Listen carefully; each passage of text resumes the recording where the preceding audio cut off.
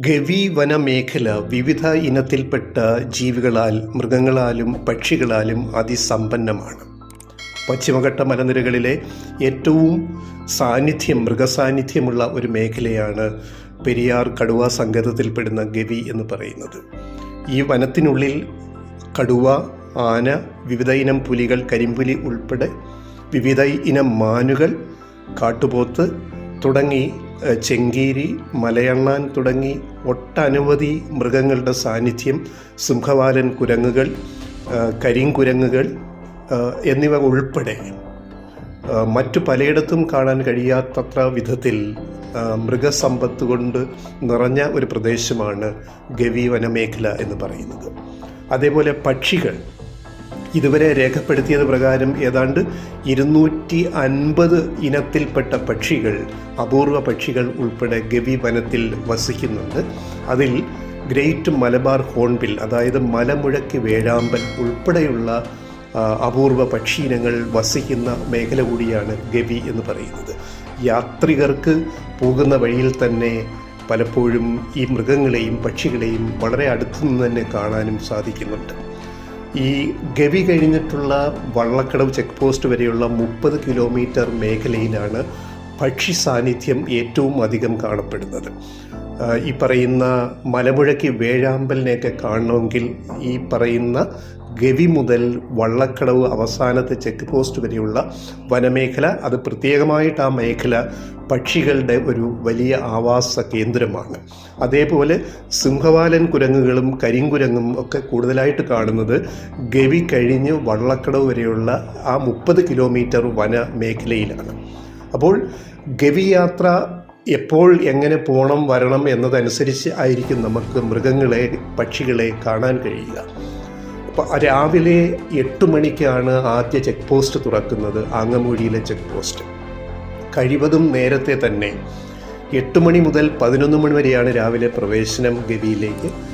8 മണിക്ക് തന്നെ check post തുറക്കുമ്പോൾ തന്നെ നമ്മൾ വാഹനത്തിൽ പോയാൽ അതിരാവിലെ മൃഗങ്ങളെ കാണാൻ കൂടുതൽ സാധ്യതയുണ്ട്, പക്ഷികളെയും. വെയിൽ ഉദിച്ചു കഴിഞ്ഞാൽ ഉച്ചനേരമൊക്കെ ആകുമ്പോഴേക്കും മൃഗങ്ങൾ തണൽ തേടി വനത്തിനുള്ളിലേക്ക് പോകുന്ന കാഴ്ചയാണ്. അതുകൊണ്ട് നമ്മുടെ വഴിവക്കിൽ, നമ്മുടെ യാത്രയിൽ മൃഗങ്ങളെ ഈ പറയുന്ന പകൽ നേരം കാണാനുള്ള സാധ്യത പൊതുവെ കുറവാണ്.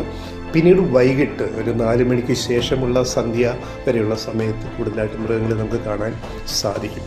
അപ്പോൾ എത്രയും നേരത്തെ ചെക്ക് പോസ്റ്റ് കടന്നു പോകാൻ ശ്രമിക്കുക എന്നതാണ് ഗവി കാണാനെത്തുന്നവർ ആദ്യം പരിഗണിക്കേണ്ടത്.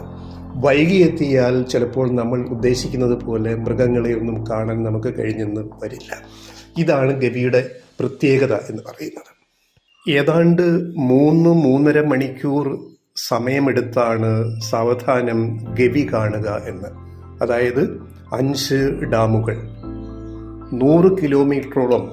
ആദ്യ ചെക്ക് പോസ്റ്റ് ആങ്ങമൂഴി മുതൽ ഗവി കഴിഞ്ഞ് വള്ളക്കടവ് വരെ ഏതാണ്ട് 100 കിലോമീറ്റർ വനമേഖലയിലൂടെയുള്ള ഈ യാത്രയിൽ സമയമെടുത്ത് നമ്മൾ പോയാൽ മാത്രമേ നമ്മൾക്ക് പ്രകൃതി ഭംഗിയും ഒക്കെ ആസ്വദിച്ച് മുന്നോട്ട് നീങ്ങാൻ കഴിയും. ഈ വന്യമൃഗങ്ങളെയും പക്ഷികളെയും കാണാനുള്ള മറ്റൊരു അവസരം കൂടി ഈ യാത്രയിൽ ബോട്ടിംഗ് തിരഞ്ഞെടുത്താൽ ഒരു പക്ഷേ സാധിക്കും. 2 സ്ഥലങ്ങളിൽ ബോട്ടിംഗ് ഉണ്ട് ഗവിയിലേക്കുള്ള യാത്രയിൽ.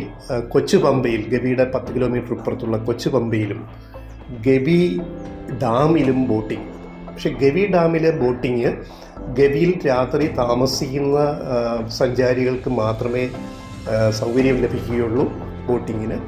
പകൽ യാത്ര നടത്തുന്നവർക്ക്, സഞ്ചാരികൾക്ക് കൊച്ചുപമ്പയിൽ അതിമനോഹരമായ ഡാമിൽ ബോട്ടിംഗ് സൗകര്യമുണ്ട്.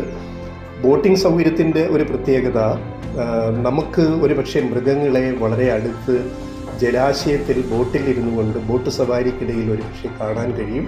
പലർക്കും അങ്ങനെയുള്ള അവസരം കിട്ടുന്നുണ്ട്. അപ്പോൾ ബോട്ട് സവാരി കൂടി ഉൾപ്പെടുത്തിയാൽ ഗവിയിലേക്കുള്ള യാത്രയിൽ വന്യമൃഗ സമ്പത്തും പക്ഷികളെയും കാണാൻ കുറച്ചുകൂടി അവസരം കിട്ടും എന്നത് മറ്റൊരു യാഥാർത്ഥ്യമാണ്. കൊച്ചുപമ്പയിൽ KFDCയുടെ ബോട്ടിംഗ് സൗകര്യം ഉണ്ട്.